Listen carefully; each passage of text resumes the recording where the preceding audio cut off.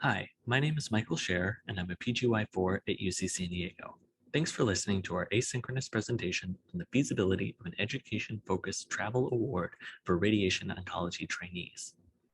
As ROECSG attendees are certainly aware, teaching is an incredibly important part of rad-onc residency. This recent survey shows that residents regularly teach each other, med students, and other members of the department quite regularly. This occurs not only within formal department lectures, but also in smaller group settings and one-on-one. Thus, it is no surprise that a majority of residents expressed interest in learning more about how to become better educators. ROCSIG is a perfect example of how national meetings can be a great place for those interested in education to meet each other and help develop new skills.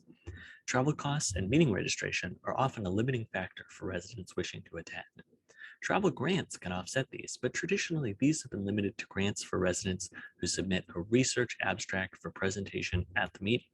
For example, here are the criteria for travel grants for the ASTRO, ASCO, and ARS annual meetings, all of which emphasize the scientific merit of a submitted abstract. The goal of our project was to recognize the value of resident educational projects with a travel award. We achieved this with a collaboration between three groups. The first is the American College of Radiation Oncology, or ACRO, which hosted its annual meeting in Florida earlier this year. The second is the free online contouring atlas, econtour.org, which hopefully many of you are familiar with. Finally, the grant was sponsored by MIM Software. Applicants for the grant were required to provide a proposal for a new case to be added to the eContour website.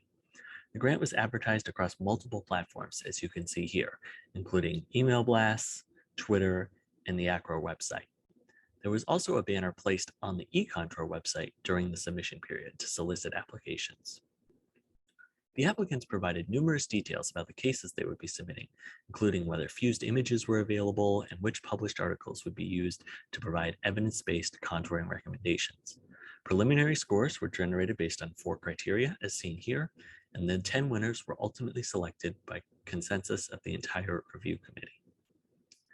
We were excited to see the level of interest in our grant, which even surpassed our expectations.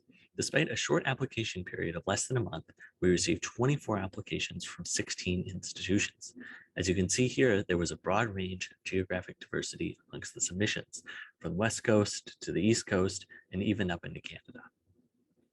Applicants noted that they learned about the grant from a variety of sources. Word of mouth was the most common method, followed closely by Twitter posts and emails. A significant number also learned about the opportunity via the banner on the eContour website that I mentioned. Submitters came from all stages of radiation oncology training, as you can see on the right, even including a medical student. After the 10 winners were selected, they were asked to submit complete case information, including the actual anonymized DICOM files for their cases and the text that would be displayed next to them on the eContour website.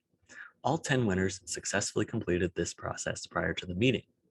The submitted cases then undergo a rigorous evaluation for quality assurance, including peer review.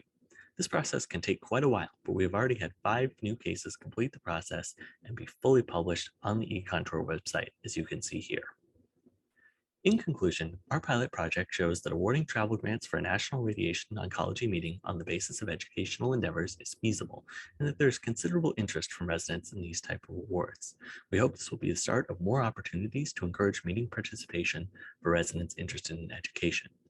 And I'd like to close by thanking everyone who helped on this project, including eContour and ACRO leadership, and of course, all of our applicants and grant recipients. Thank you.